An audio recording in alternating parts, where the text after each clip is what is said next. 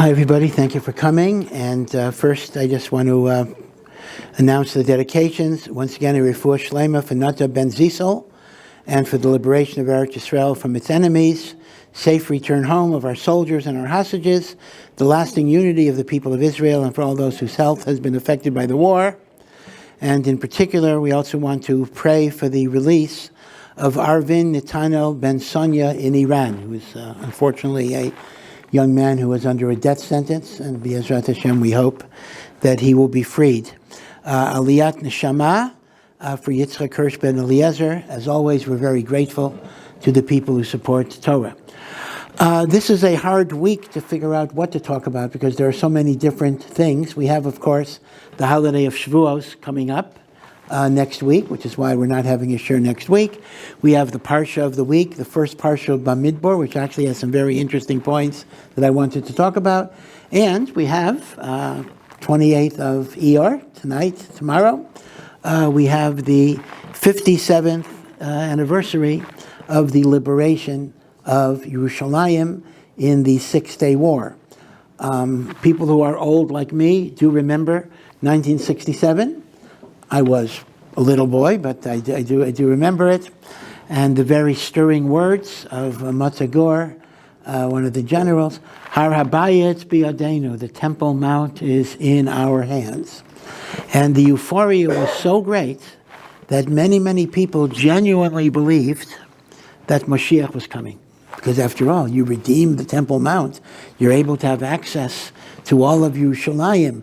Yerushalayim, as David HaMelech says, Habenuyah, the rebuilt Jerusalem, Ke'ir shechubcha la yachtav, a city that has been connected in all ways. And many people did think Mashiach would be coming, and that is why in Eretz Yisrael at the time, there was a tremendous arousal towards tshuva. In fact, all of the Balei Tshuva Yeshivot, or Sameach, Eish, a little later, they all started essentially in the aftermath of the Six-Day War, which created a great, great wave of tshuva. Now, unfortunately, what often happens is opposite forces are generated at the same time. Meaning, some people saw in the Six-Day War the powerful hand of God, and they said, there's no way we could have done it without Hashem. And therefore, even a secular person turned to Torah and mitzvot to be connected to Hashem. But then, unfortunately, there is sometimes a counter-reaction, which the Torah itself warns us about. Kochi v'yotzim yadi, my power. We have the greatest army. We're able to defeat those, 25 Arab nations. And as a result, in some circles, it turned into our hubris, our invincibility, the fact that we really know. Now, we're not prophets, and it's not really for us to prognosticate as to why things happened. But a few years after the Six-Day War, 6 years later, was the tragic Yom Kippur War, which in many, many ways, although Baruch Hashem, we survived, but in many, many ways, it was a very, very tragic debacle in which there were many, many casualties, and Israel was in grave danger. And at least some of the sages identified that as the necessary corrective to some of the arrogance that was generated in the aftermath of the Six-Day War, to remind us that we are not in charge of our fate, that without HaKadosh Baruch Hu, our great, powerful army, as important as it is, and as grateful as we have to be for it being here. And God forbid, I'm not disparaging that at all, but we have to realize without HaKadosh Baruch Hu, none of these systems are going to work. And I've said repeatedly that in some ways, that is also one of the lessons of October 7. To this day, it is still not clear as a logical matter how Hamas could have breached the security systems that were in place. It made no sense.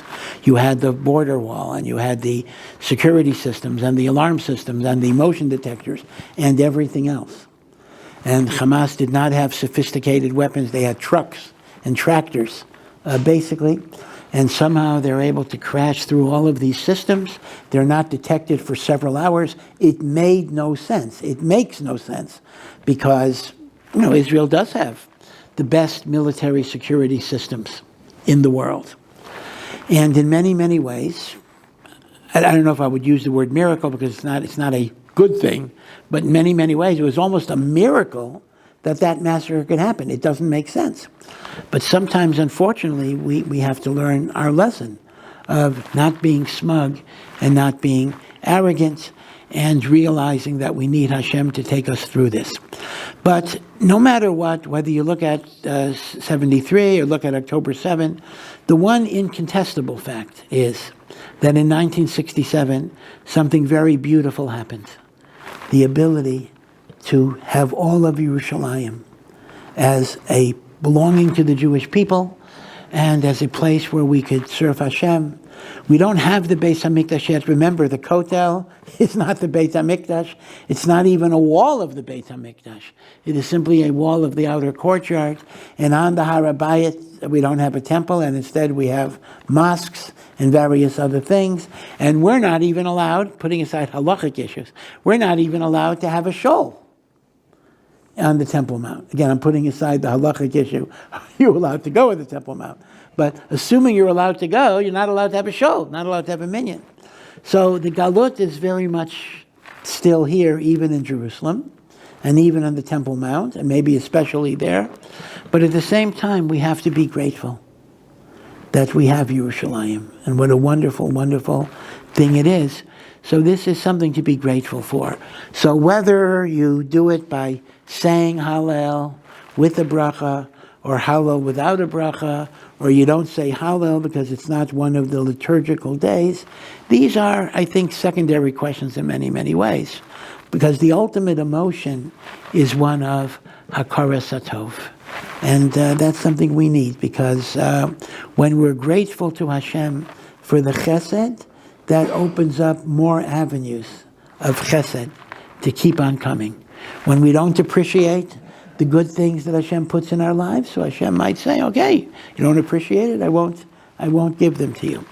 So these are some of the things we think about Yom Yerushalayim. Let me just mention a few observations about Jerusalem, interestingly enough. The Rambam makes two fascinating points about Yerushalayim. First of all, in the Torah, whenever the Torah talks about building a sanctuary in Jerusalem, when you come to the land, you'll build a sanctuary, it never mentions Jerusalem as a city. It always says, Hamakom asher yivchar Hashem. You will bring these sacrifices in the place that God will choose, which is a reference to Yerushalayim, but Yerushalayim is not referred to by a designated name. In fact, that is why the Beis HaMikdash is called, in the Dayenu and in other places, in fact, in the Rambam, Beit HaBechira, the house that is chosen. That's one of the terms for Beis HaMikdash, and that's connected to the term Asher Yivchar Hashem. So point number one is, why does the Torah keep it a secret? The Torah does not reveal that Yerushalayim will be the site of the Beis HaMikdash. It's as if to say, the place that I'll tell you about later. So the Rambam gives a fascinating reason. The Rambam says, Hashem did not want to reveal the site of the temple until after all of Eretz Yisrael was conquered and divided among the tribes. Because the way it works now is Yerushalayim is essentially divided tribally between the tribe of Binyamin and the tribe of Yehuda. Now, there is actually a machlokas of the Gemara how that works. Certainly, geographically, Yerushalayim is situated between Binyamin and Yehuda. But some say it does not belong to tribes. It's like Lahavdil, the District of Columbia, which is national. So some say you don't look at Jerusalem as belonging to Yehuda or Binyamin. Yerushalayim belongs to Klal Yisrael. But either way, it is carved out of Yehuda and Binyamin. And in fact, the Beis HaMikdash itself is that way.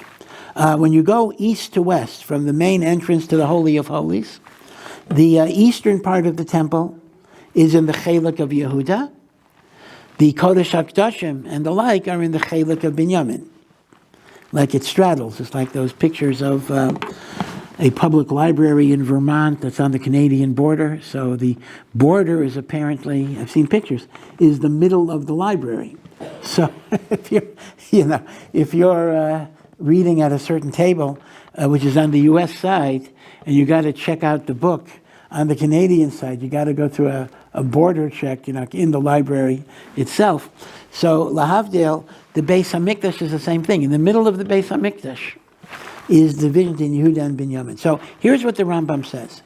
If God would have said where Yerushalayim was, the other tribes would never have agreed to the division of the land, because each tribe would have wanted that city. So as a result, God did not reveal the holiness of Jerusalem until after the land was already divided, and as a result, the division had been accepted. Otherwise, it would not have been accepted. That's one reason. And the Rambam gives a related reason, that had the Umot HaOlam known of the sanctity of Jerusalem, they would have fought much more ferociously not to give it up, just as we see today. And therefore, God wanted the nations to be oblivious of the holiness of Yerushalayim. And that's why it's called Hamakom Yeshivcha Hashem, because that would take away some of the ferocity in the wars against the Jewish people who were trying to conquer Jerusalem. So that's the point the Rambam makes, why Yerushalayim is not referred to directly. It is only called Hamakom Asher Yivchar Hashem. He makes another interesting point, and that is, it's clear that Yerushalayim as a city was conquered. Right? It was conquered. Now, the actual story of the conquest of Yerushalayim, if I were to ask you, show me in Tanakh when and where Yerushalayim was conquered, it'll be a little confusing, because part of a conquest is in the book of Yoshua, part of it is in the book of Shoftim, part of it is in the days of David HaMelech, and there's even something that's afterwards, meaning different parts of the city were conquered at different times. So the notion when the municipality celebrated the 3,000th anniversary of the city, they were counting it from David HaMelech's conquest. But in truth, there were earlier, at least partial conquests. So Yerushalayim was a conquered city. I mean, we conquered it. But what's interesting is that when David HaMelech finally had a prophetic revelation that the Beis HaMikdash, which he was not allowed to build, David could not build the Beis HaMikdash because he was a man of war, but he was given a prophetic revelation where the site of the Beis HaMikdash was, on Mount Moriah, where Abraham was prepared to sacrifice Yitzchak. So you'll notice that that part, the place of the Mikdash, was the threshing floor of a Yevusi whose name was Aravna. Aravna the Jebusite. Aravna HaYevusi. And what did David do? David collected money from all of the tribes to buy the Makom HaMikdash. Now, this is also anomalous, because after all, if Yerushalayim is under Jewish sovereignty, why does David have to purchase the site of the temple? So here too, the Rambam makes a fascinating point. He says that because the Beis HaMikdash is a city, is something that represents divine peace in the world, and which is why David could not build the Beis HaMikdash, because he was a man of war. The Makom HaMikdash can only be sanctified by consensual purchase and not by military conquest. So yeah, the city of Jerusalem could be conquered. The Makom HaMikdash must be through peaceful negotiation. Now this has some very, very interesting political ramifications. I don't want to fully explore them right now. But there is a notion, part of the argument of why don't we build a temple today? There are many different aspects of this, but one aspect is that the Beis HaMikdash has to be built in a context of shalom, and not in a context of the imposition of military conquest, just as David HaMelech had to buy the Har HaBayit and he could not rely on the conquest of Yerushalayim as a whole. Okay. Now, again, just a few other general points about Yerushalayim to think about. In Tanakh, Yerushalayim is mentioned, well, in the Torah, it's not mentioned at all, except as Shalem, which I'll get to. But Yerushalayim is not mentioned in the Torah. But in Tanakh, in Nevi'im and Kesuvim, it is mentioned some 600 times. And it's been well pointed out that in the Quran, it is not mentioned at all. So somehow Jerusalem became a really holy city in Islam, but that's a much, much later development. But it's interesting that in the Nach, Yerushalayim is often, most of the time, not spelt with the second Yud. So you would read it Yerushalem, which actually corresponds to the English pronunciation, Jerusalem. In other words, it doesn't have that second Yud. It's not Yerushalayim, but it's Yerushalem. What is the significance of that? So here's the interesting thing.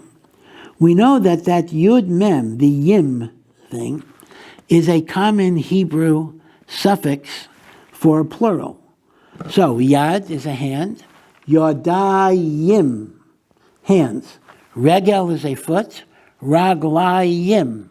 Ayin is an eye, Einayim. Ozen is an ear, Oznayim. So Yerushalayim could be understood as two Jerusalems, meaning the city's name is Yerushalem. Yerushalayim is two of them. Now, what are the two? Well, you might be tempted to say East Jerusalem and West Jerusalem, but that doesn't count because we don't consider that two to begin with. That's just one. But we say there's an earthly Yerushalayim and a heavenly Yerushalayim. And when the earthly Yerushalayim is in alignment with the heavenly Jerusalem, that is when we have redemption and divine blessing. When the earthly Yerushalayim is not in alignment with the heavenly Yerushalayim, that's when you have machlokes, sinat chinam, galut, all of the negative things that happen.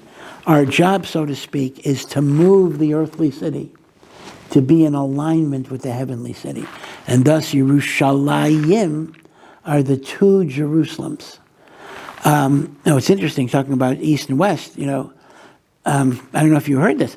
Ben Gurion in 1967 was so almost fanatically committed to unifying the city that he was seriously considering tearing down the wall of the old city. He says, why should there be a wall? From a secular perspective, there may be some point to that, but he was talked out of it just for historical reasons. You don't destroy some historical artifact that dates at least from the 15th century or the like. But he said, tear down the wall, like the Berlin Wall. Why have walls in Jerusalem at all?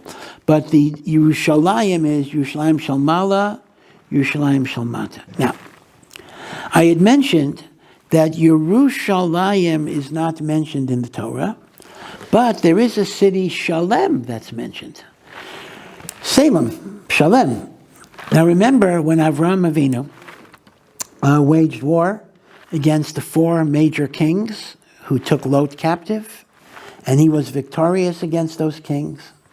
And it mentions Malchi Tzedek, the king of Shalem, brought forth to Abraham lechem v'yayin, bread and wine.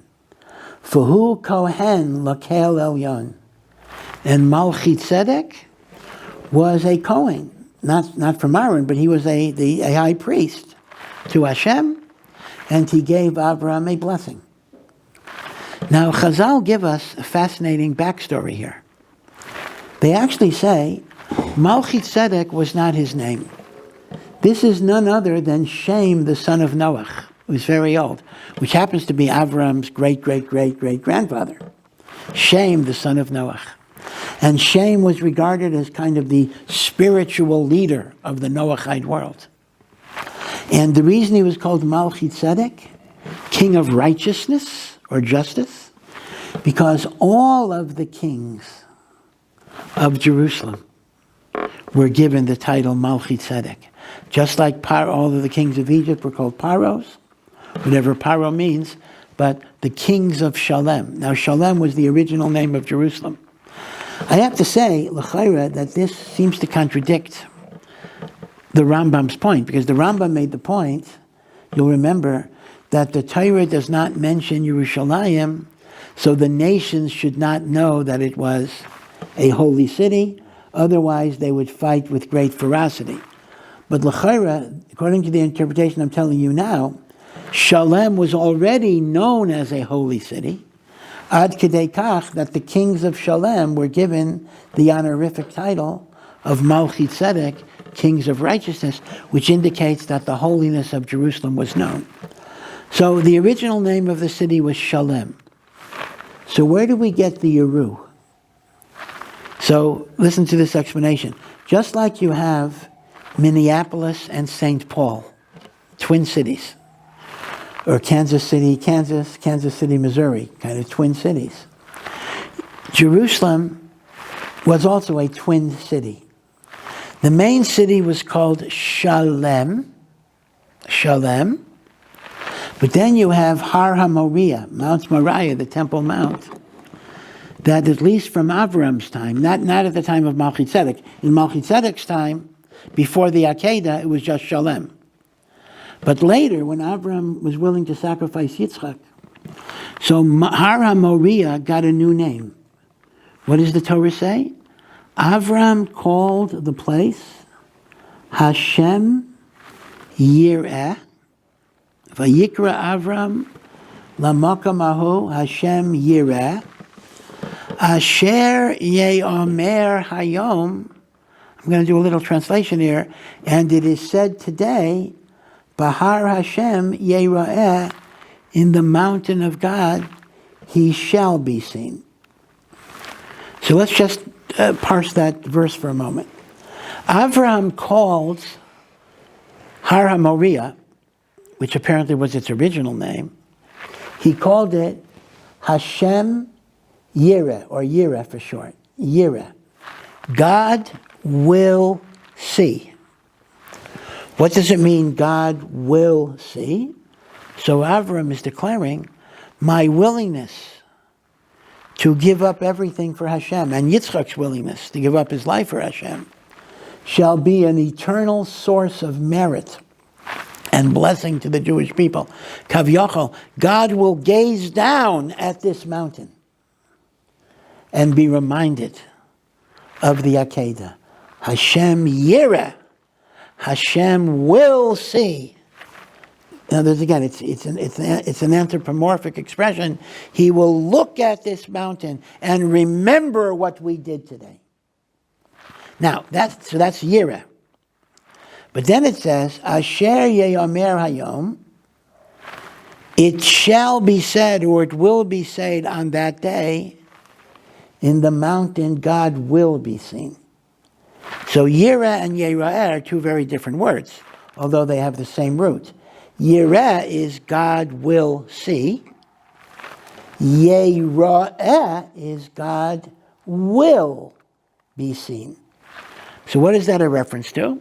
So the Medrash says, Asher Ye'omer Hayom, it shall be said in that day. That day refers to Mashiach. Bayom Ahu, in the day of Hashem Echad, Ushmo Echad, God's ways will be seen. We will understand the ways of God. Meaning, in this world, God sees us, but we don't see God. Meaning, we don't understand the Darchei Hashem. But on the day of Hayom, God's ways will be understood by us as well. We will, again, we mentioned this a number of times, the idea that in this world we have chesed, and we have gevura, we have punishment, and we have compassion. But then it will be revealed that even the punishment was for our compassion, for our good, for our rectification, for our tikkun. Which means to say, Mount Moriah today would be called Yireh. God sees.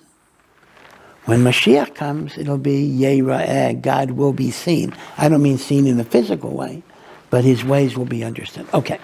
But be it as it may, therefore, from the Akedah onward, Har HaMoriah was called Yireh. He will see. So now it turns out that there are two parts to the city of Jerusalem.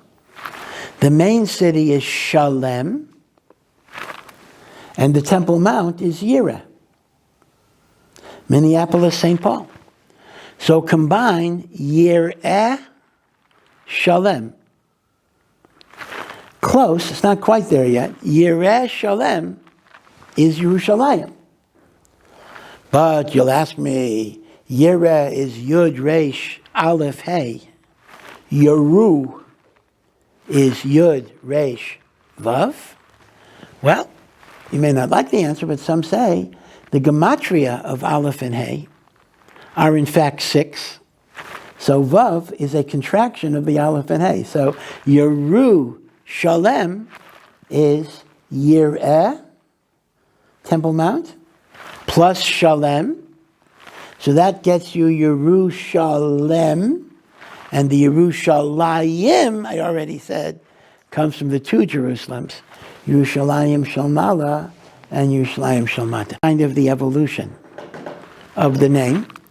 Again, this is I believe, a very, very good pshat, except for the fact, as I say, it's hard to reconcile this with the Rambam's idea that the holiness of the city was not known to outsiders till David HaMelech's time, given the fact that we already see there was a holiness that was known to Shem and the kings of Jerusalem that were called Malchi Tzedek. So the final aspect of this I want to bring out is that, so we have the two names. Yerushalayim, therefore, is a composite city. Yireh, Shalem. Temple Mount is Yireh. The rest of the city is Shalem. Yireh, Shalem is Yerushalem. And with Yerushalayim Shalmala, it becomes Yerushalayim. Now, Yireh, obviously in the context of the Pasuk, means God will see. He will see. Right? That's what it means. He'll look down at the Temple Mount, see the Akedah, so to speak, and that will be a source of eternal merit for Am Yisrael. But what's interesting is the letters for the verb yireh are the same as the noun yirah. Yirah is fear of God, like Yiras Hashem. Right? Yud, Resh, Aleph, Hey.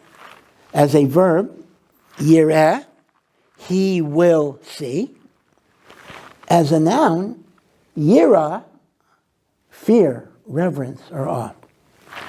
So what you find in the Midrashim, therefore, in spite of the fact that the Torah clearly is using yireh in the sense of a verb, but the fact that it can also refer to the notion of Yirat Hashem is a secondary explanation that Jerusalem is the city of reverence for God, the city of awe, the city of Yirat Hashem. So building on that, once again, this takes us back to a theme that we've already spoken about several times during the period of the Omer, and yet it keeps on coming back. And that is, Yireh and Shalem embodies two contradictory ideas, both of which are part of our beloved city. And it's something we have to grapple with. How do we straddle the contradictions? You know, there's an old tradition based on the Mekubalim that there are all of Eretz Yisrael is holy, but there are 4 cities that are the holiest cities of Eretz Yisrael.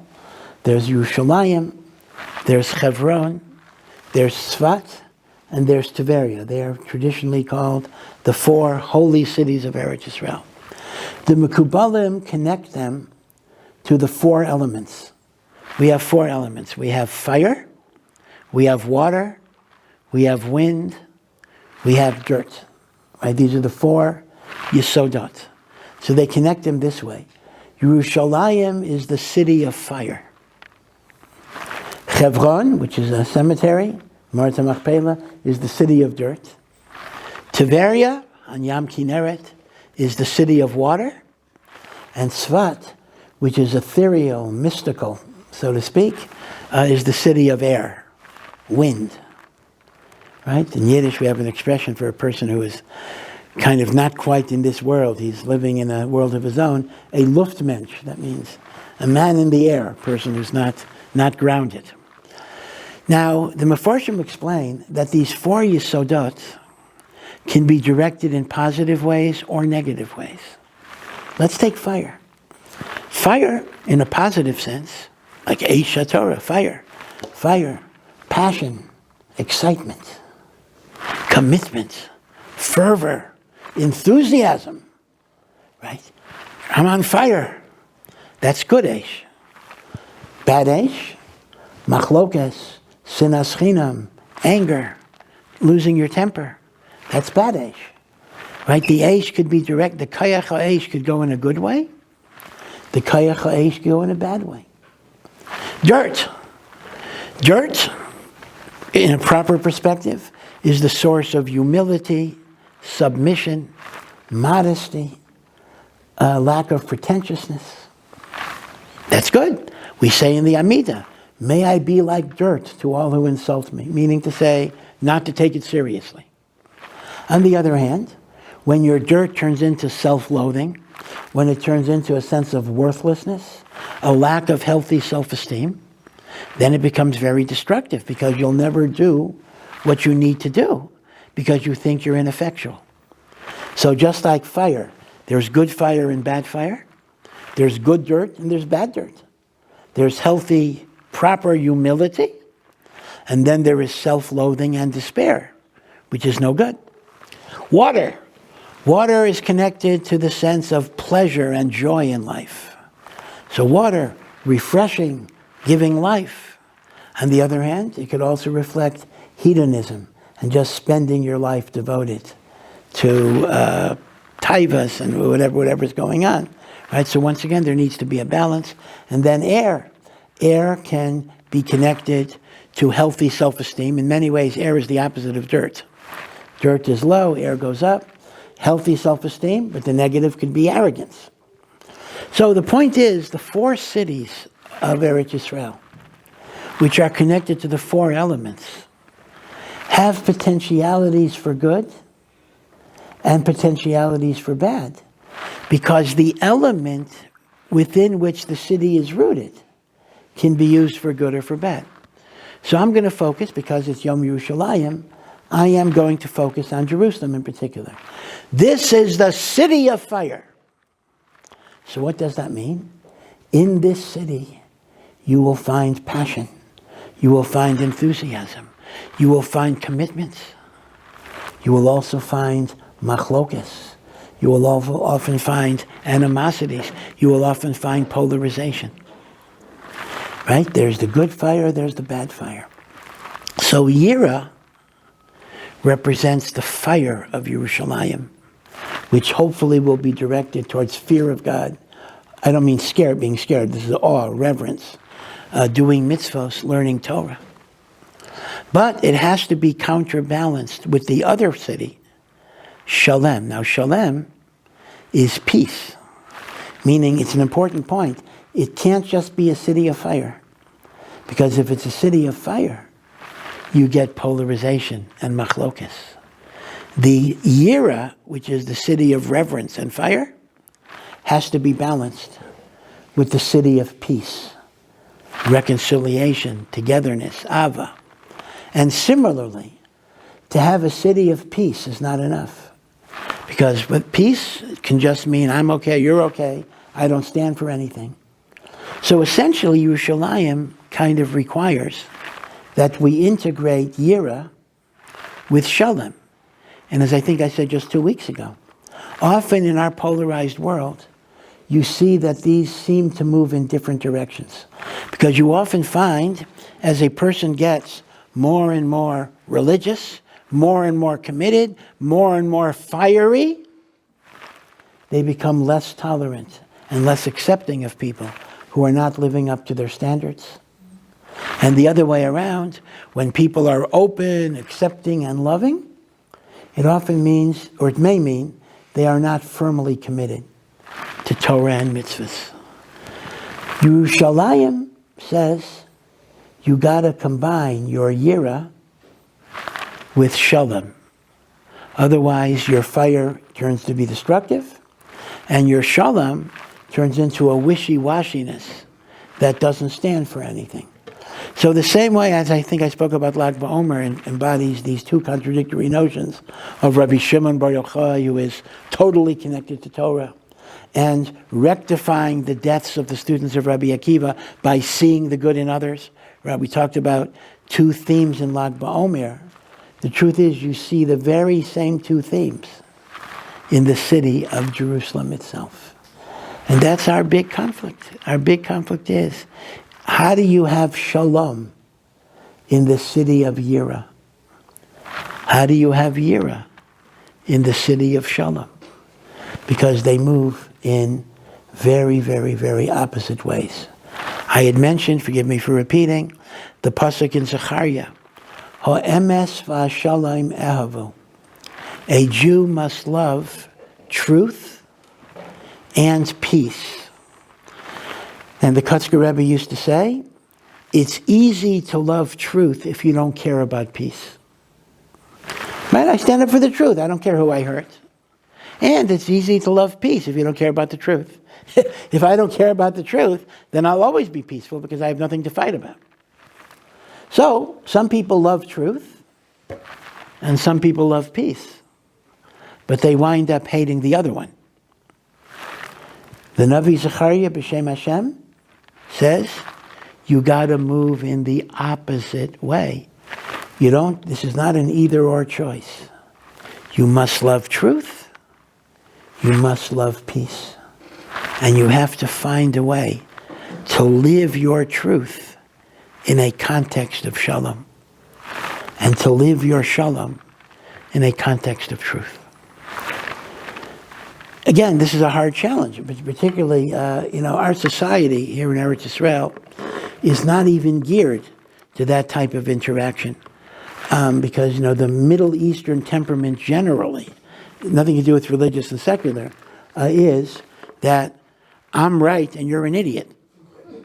That's being kind. I mean, the alternative is you're a mullet, you're whatever, but if I'm being kind, you're just an idiot. And of course, you'll say the same thing about me. Now, where does that get you? That doesn't resolve anything, because that just creates a never-ending cycle of, just going down the pit. So the challenge is to be able to be makir, the legitimacy and the good within contradictory viewpoints. And that takes a certain amount of talent, to be able to identify nikudot that might facilitate common ground. I'm not sure if I mentioned this story. I'll give you a little autobiographical story. Many years ago, I had an unusual assignment. I had to debate Alan Dershowitz about something. Now, what was the story? I'll tell you the story because it's kind of cute a little bit. We were at a convention, kind of a rabbinic convention. I think it was a Chabad event, actually. It wasn't rabbinic, but it was a Chabad event, and they wanted to get provocative speakers, so they asked Alan Dershowitz to talk, not about Israel. At that time, things were relatively peaceful, but about religion, because Alan Dershowitz actually came from an Orthodox family, and he left it for a while, so they thought it would be provocative to hear from him. And he was supposed to debate Nat Lewin. I don't know if any of you know Nat Lewin is Baruch Hashem, still alive and healthy. He lives here now. He's a very, very famous constitutional lawyer, also a Talmud Chacham. He himself has smicha. His grandfather was the Reish Rav. So Nat Lewin is a real famous guy. So it was going to be Dershowitz versus Lewin. Two famous people. So Nat got ill right before the Shabbaton. So they needed a last-minute replacement. So they asked me to step in. I was not famous. So the thing was, I actually knew Alan Dershowitz. In fact, I'll tell you my story because I was a student in Harvard Law School and he was a professor. But, he didn't know me. He never heard of me, etc. So I still remember this. I mean, I was kind of embarrassed. He was so angry that he was debating a pipsqueak. And, this thing was like this. He was really, really upset. It was not Lefi Chavodo. to engage in some debate with me, but I was a last-minute substitute. But I had a maisa about Alan Dershowitz, because when I started law school in September 1977, so the first day of orientation, I was wearing a kippah. Alan Dershowitz, who was not wearing a kippah, went over to me, and he said, I see you're an Orthodox student. I want you to know, if you have any problems with kosher food or any problems with rescheduling exams on Shabbos, just come to me. I will be very, very happy to help you any way that I can, because I look after the Jewish students in Harvard. That's my mice with him. So I said, I'm not sure if I'm allowed to debate Alan Dershowitz, because he's kind of like my Rabbi. He taught me something. You're not supposed to, argue with your Rabbi. I can tell you that story melted him. You could mamish see physically, his arms were closed up. He relaxed himself and he started joking. And then what happened was, we were debating. He was taking the position that. He says he's not like Orthodox Jews. He says he learns the Talmud, but then he uses his own judgments, as opposed to you religious people. You're just automatons. You never do any thinking, whatever. And I, was saying, well, listen, the whole process of learning Torah is we're always thinking. We're thinking and overanalyzing, whatever. Anyway, at some point, because he felt validated and respected by someone that he thought might disparage him because he wasn't religious, he started bringing proofs to me. I would be saying a point against him, and he would actually say, but I'll give you some proof to what you're saying. In other words, he became an ally instead of an adversary. Now, I'm not saying this to boast in any way, but the point I'm making is that sometimes the way you get over these unbridgeable differences is by trying to see the validity in the other person's position, at least a little bit. And when the person feels that you're hearing him, then he'll be much more open to hearing you. This is the pasuk in Mishlei that I probably have quoted 1,000 times, but I will say it 1,001 times because it's so important. As water reflects the face that you show it, so the heart, kamayim upon him, kain leifa adam. I look at the water, if I smile at it, I see a smiling face. I frown at it, I see a frowning face. The heart of man reflects back that which I show that person. I show you respect. I show you legitimation. I show you validation. You will see that in me. I show you denigration. I communicate to you that you're a nobody, you're going to feel that way about me. And that's exactly the situation in the typical debating styles we have in this country. And that is why issues of Achdut and Avat Yisrael never get resolved. Now, I know people say, well, we're in time of war. Why are you talking about these secondary issues? The truth is they're not secondary issues. Yeah, it's true. We're in a war for survival and the like. But the truth of the matter is, when there's Achdut and Avat Yisrael, that opens up the gates of heaven. That opens up the gates of Nitzachon. These are not like things, well, let's worry about Achdut when we resolve, the war against Hamas. No, it could very well be that unless we take steps to resolve these Achdut issues, we're not going to solve the war against Hamas. The external enemy will continue until we resolve the enmity within us. So these are not secondary things that you put on the back burner until you resolve the main issue. Fakert, the other way around, that actually is the main issue itself. And that is what Yerushalayim embodies, the two ideas that your growth in Avodat Hashem should not be at the expense of your Shalom and your Avat Yisrael. When October 7, the tragedy of October 7 on Simchat Torah, so that one of the, if we could talk about a silver lining in a very, very dark moment for us, was the tremendous unity and togetherness that we did have for quite a while, in which we understood we have a common danger and a common enemy, and we have to come together. We have to care about each other. We have to have an Avat Yisrael. And religious, non-religious, whatever, and it worked in both ways. There were very, very devout Charedim if they didn't enlist in the army, but at least they were involved in helping soldiers in various ways.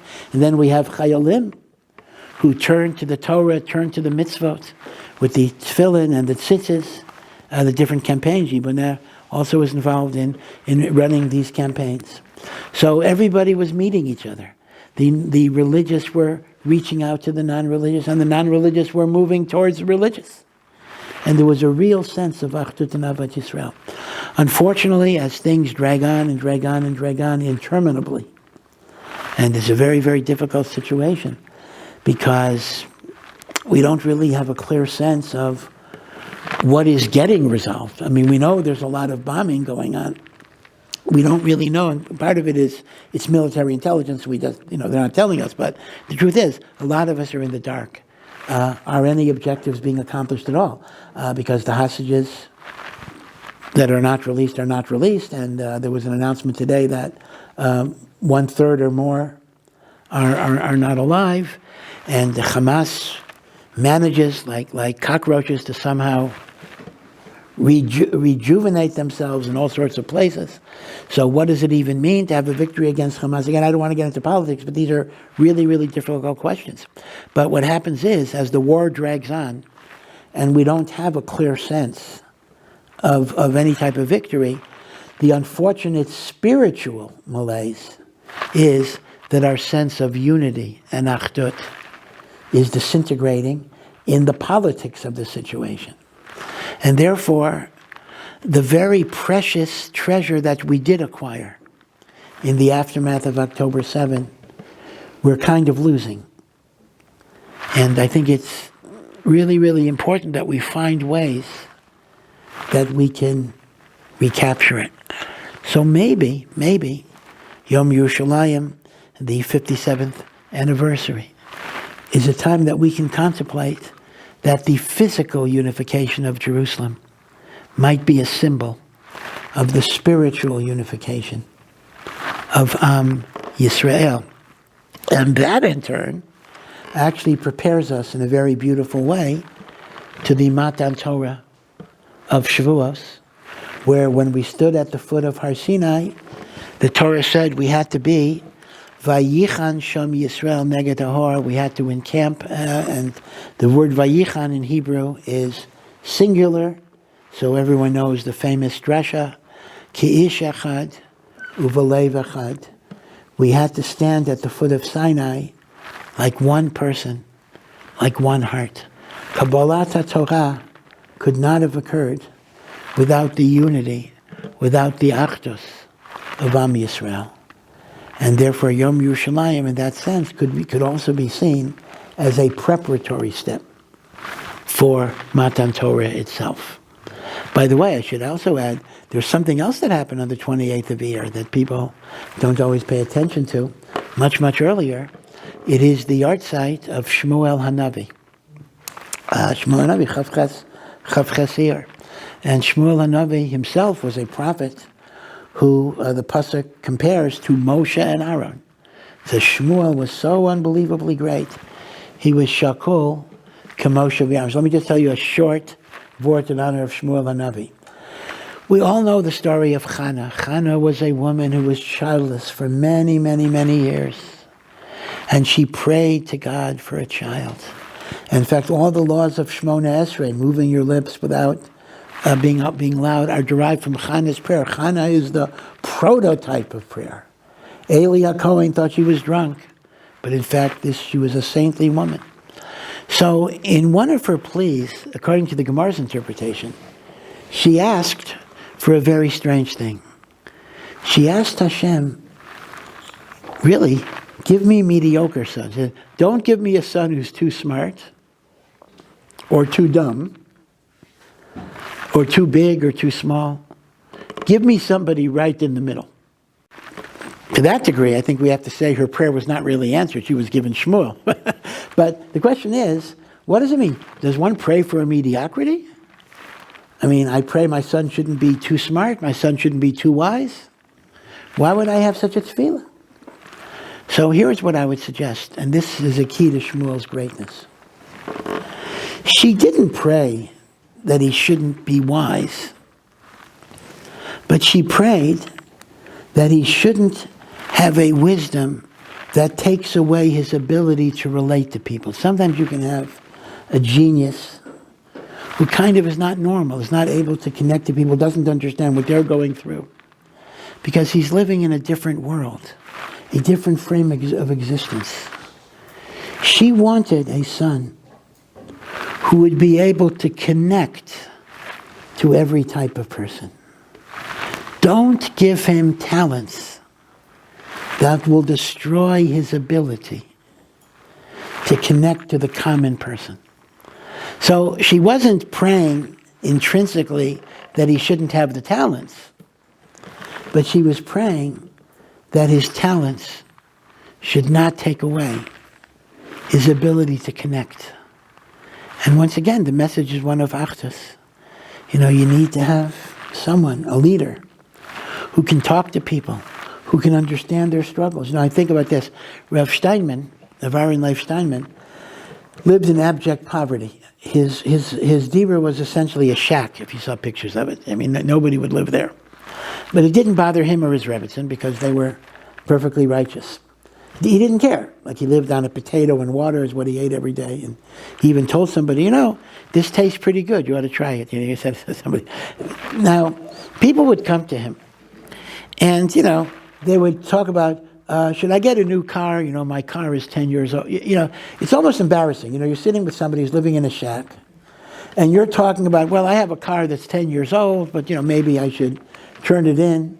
And people initially would be they had shilas, but they would be embarrassed to talk about. In fact, sometimes a businessman would say, I have to change cars every 2 years. How do I do it? But the truth of the matter is, people described later that they had no difficulty at all in talking to him about those problems. That even though on one level he was totally removed from that had no connection to his life whatsoever, he understood that some people are connected to that. That is an issue for some people. And he was able to connect to people on the level that they were on. That's a beautiful gift. Psychologists will call that emotional IQ.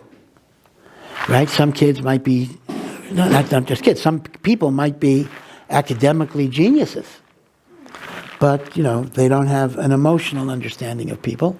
Other kids who are b'dafka not gifted academically can have a very, very high emotional intelligence.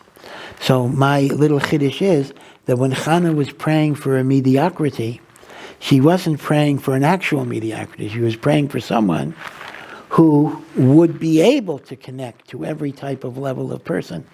Because that is what a Manig Yisrael has to be. A Manig Yisrael cannot judge people by his madrega. He has to judge people by their madrega. And then see, are they functioning the best that they can within the particular madrega that they are. So this is in honor of Shmuel Hanavi and Zechusa Yagen Oleinu. So anyway, we wish you all a Yom Yerushalayim Sameach and Chag Sameach Shavuos, Yom Kabbalah Satira. May we be Zocha to be Makabel the Torah with enthusiasm, with love, and Ki Ish Yachad Uvelev Echad Mamish. Okay.